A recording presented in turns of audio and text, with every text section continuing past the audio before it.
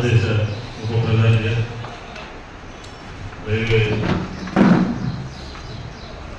శాఖ మంత్రిగా, వ్యవసాయ శాఖ మంత్రిగా, కార్మిక శాఖ మంత్రిగా ఈ సువిశాల భారతదేశానికి అనేకమైనటువంటి కీలక పదవుల్లో ఉండి స్వాతంత్ర సంగ్రామంలో ముందుగా క్విట్ ఇండియా ఉద్యమంలో పాల్గొని గాంధీ గారితో పాటు స్వాతంత్ర సంగ్రామంలో ఆకర్షితులై భారతదేశంలో వ్యవస్థలన్నిటికీ మార్పుకి కేంద్ర బిందువుగా మారినటువంటి బాబు జగజీవన్ రావు గారి 117వ జయంతి కార్యక్రమాన్ని ఈరోజు విజయవాడ సెంట్రల్ కార్యాలయంలో అందరూ కూడా పాల్గొన్నారు.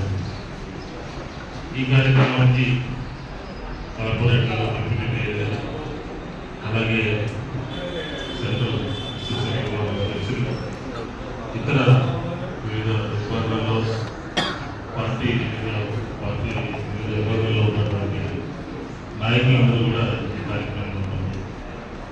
ఈ తరం నాయకులందరూ కూడా బాబు జగజీవన్ రావు గారి గురించి తెలుసుకోవాల్సి ఉంటుంది. ఆయన జీవిత చరిత్రని చదవాల్సిన ఎందుకంటే ఆ రోజు ఆయన కౌన్సిల్లో 30 సంవత్సరాల పాటు ఉన్నా, పార్లమెంట్లో 40 సంవత్సరాల పాటు ఉన్నా, ఆయన ఆలోచన విధానం అంతా కూడా భారతదేశంలో ఉన్నటువంటి అట్టడుగు వర్గాల వారు, బడుగు బలహీన వర్గాలు, కార్మికులు, కర్షకులు, ఇలా వారందరికీ కూడా ఒక సుస్థిరమైనటువంటి స్థానాన్ని సంపాదించాలి, చట్టాల రూపంలో తీసుకురావాలి అనే ఆలోచన చేసినటువంటి మొట్టమొదటి వ్యక్తి బాబు జగజీవన్ రావు గారిని ఈ సందర్భంగా మనం మాట్లాడితే తప్పదు అని ఆయన కొనియాడుతాం. ఎందుకంటే ఆయన ఈ రాజ్యాంగ శిల్పి, ఆ కమిటీలో కూడా ఆయన సభ్యులుగా ఉన్నారు.